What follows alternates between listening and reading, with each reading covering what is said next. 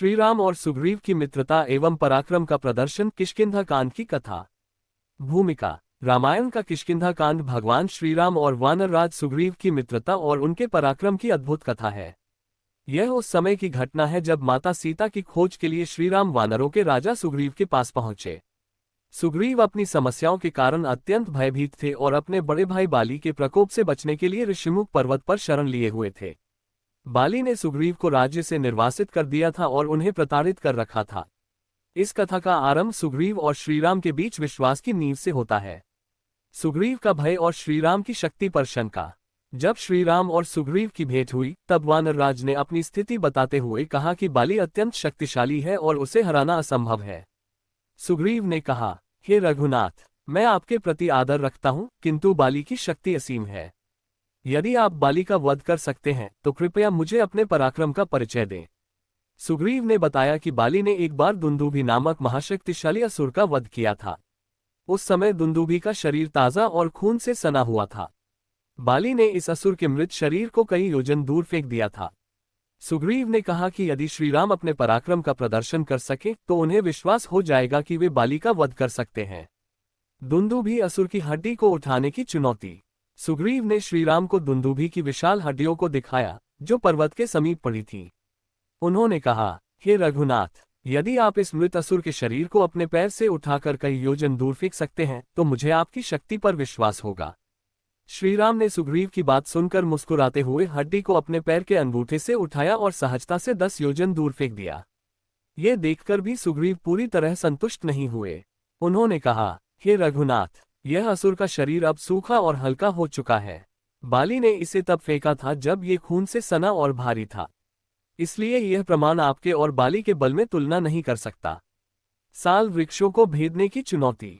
सुग्रीव ने आगे कहा, यदि आप सामने खड़े इन 7 साल वृक्षों को अपने एक बाण से छेद दें तो मुझे न केवल आपकी शक्ति पर विश्वास होगा बल्कि यह भी यकीन हो जाएगा कि आप बाली को हराने में सक्षम हैं। ये सुनकर श्रीराम ने अपने धनुष पर प्रत्यंचा चढ़ाई और अपने दिव्य बाण को कान तक खींचा। उन्होंने लक्ष्य साधकर बाण छोड़ा जिसने एक ही समय में 7 साल वृक्षों को भेदते हुए पर्वत को भी छेद दिया और अंततः धरती में समा गया। ये दृश्य देखकर सुग्रीव विस्मित रह गए। उन्होंने अपने भय और संदेह को त्याग दिया और श्रीराम के चरणों में गिरकर उनकी शक्ति को नमन किया। सुग्रीव का विश्वास और मित्रता का वादा। साल वृक्षों को भेदने की घटना ने सुग्रीव के मन से सभी शंकाओं को समाप्त कर दिया। उन्होंने श्रीराम से कहा, हे रघुनाथ, अब मुझे पूर्ण विश्वास हो गया है कि आप बाली का वध कर सकते हैं। कृपया मेरी सहायता करें और मुझे मेरा राज्य पुनः प्राप्त करने में मदद करें। श्रीराम ने सुग्रीव को आश्वासन दिया कि वे बाली का वध करेंगे और उन्हें उनका राज्य और प्रतिष्ठा वापस दिलाएंगे। उन्होंने सुग्रीव के साथ मित्रता का वचन दिया और कहा, हे वानरराज, मित्रता का धर्म निभाना हमारा कर्तव्य है। अब आपकी पीड़ा का अंत निकट है। बाली का वध और सुग्रीव का राज्याभिषेक। सुग्रीव ने श्रीराम के साथ मिलकर बाली को युद्ध के लिए ललकारा। बाली ने सुग्रीव की चुनौती स्वीकार की और दोनों भाइयों के बीच घमासान युद्ध हुआ। जैसे ही श्रीराम ने बाली को मारने का उचित अवसर पाया उन्होंने अपना अमोघ बाण चलाया जिससे बाली का वध हो गया। बाली के वध के बाद सुग्रीव को किष्किंधा का राजा बनाया गया। श्रीराम और सुग्रीव की मित्रता ने उन्हें एक नई दिशा दी जो अंततः माता सीता की खोज और लंका विजय तक ले गई। कथा का संदेश। मित्रता का धर्म। ये कथा दिखाती है कि सच्ची मित्रता में विश्वास और परस्पर सहयोग सबसे महत्वपूर्ण है। अहंकार का नाश। बाली का अहंकार उसका विनाश बना। धर्म की स्थापना। श्रीराम ने सुग्रीव के माध्यम से धर्म और न्याय की स्थापना की।